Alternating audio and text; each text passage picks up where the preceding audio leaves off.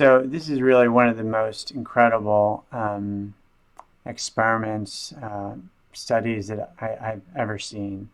And the title of it is Methionine Restriction Increases Blood Glutathione and Longevity in F344 rats. And it was done by this great researcher, Dr. Ritchie. So the thing that's so amazing about this are the incredible results that they got.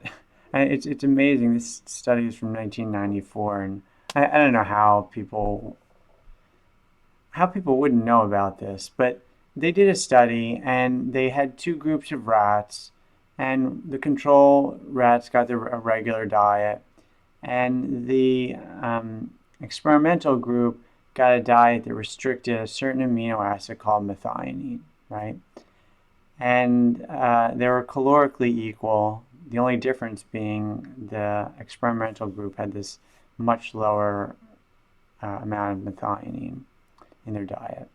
And the results that they got, so what they were shooting for is they were trying to increase glutathione levels, which is one of the body's main antioxidants.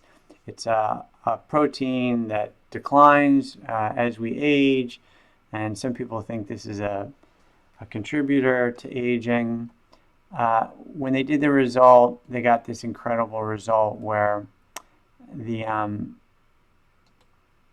methionine restricted group had a 42% increase in their average lifespan and a 44% increase in their maximum lifespan. So the 10% longest lived rats lived 44% longer. 44% longer. That's staggering, right? Calorie restriction is kind of the gold standard for increasing longevity. It's brutal. They basically starve the animals, and they do end up. They don't get similar results to this, but they do get maximum lifespan extension, right? I'm not aware of anything that's ever increased lifespan like this. And there's a lot of reasons why this makes sense to me. So methionine is kind of like a methyl group provider. And the way DNA and genes work in our body, you have your chromosomes, and the chromosomes have genes, and the chromosomes are surrounded by histones. And the histones have methyl groups that basically turn genes on or off. And a gene, when it's transcribed, leads to the production of a protein, right, that does some action in our body. And like create glutathione. And when you add methyl groups to these histones, it turns off the production of whatever that gene was supposed to produce. And so the hypothesis is that methionine, as a methyl group provider, basically turns off a lot of enzymes for things that we don't really want turned off, but as we age, we collect more and more of these turned off genes in the cells throughout our body. And here, when they restricted methionine from birth in these rats, they had these dramatic extension in lifespan. Now, one reason why this is so appealing and convincing to me is because I've been doing epigenetic tests with True Diagnostic, and I have the results from 3 tests over the last couple of years. I'm waiting for the 4th result, but from the first 3 results, I got really divergent scores because I was doing different things with my diet each time when I took the test.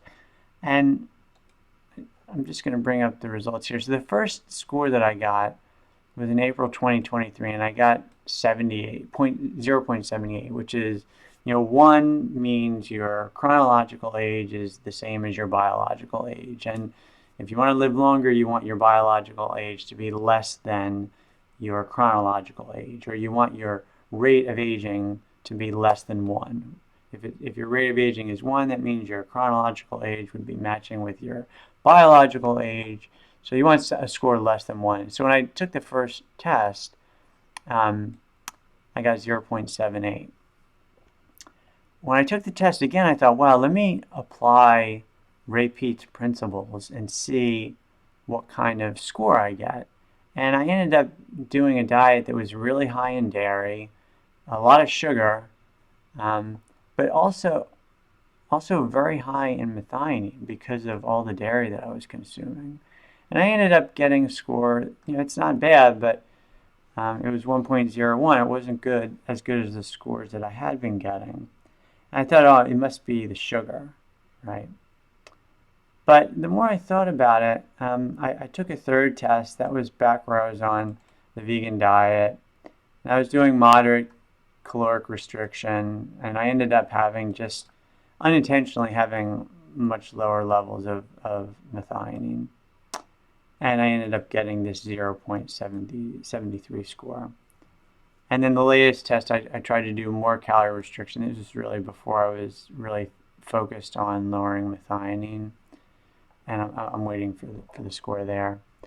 But for all these tests, I've always been eating sugar. I mean, I'm a pro-sugar person. I don't see the issue. I think sugar is mostly a problem when you mix it with other things that are bad, or when you eat excess calories. And really throughout all these tests, I was basically restricting my calories. Although here I did have higher calories. But it was kind of shocking how the level of methionine really matched up with my scores so closely. That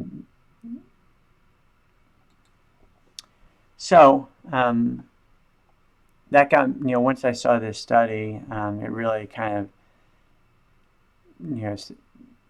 put a light bulb went off in my head and said that this, maybe this is really, the fundamental aspect of aging, more so than calorie restriction, which has had some good and some not so good results, and just the incredible lifespan extension that these researchers got on these rats, 44% maximum lifespan. I mean, that's staggering. So how do you do this? I mean, how do you get these kind of results where you lower the methionine in your diet? It's not easy. You have to do like protein restriction to a certain extent. You cannot consume dairy in any form. You cannot consume any meat because there's so much more methionine in animal products than plant-based protein. It's just like, it's unavoidable. Even beans have so much less methionine than dairy and meat. The only way you could ever replicate these results would be through a vegan diet. So thanks for watching the video. I do think this is really one of the most important studies that I've ever seen for longevity. I'll include the link to this research in the notes. Thanks.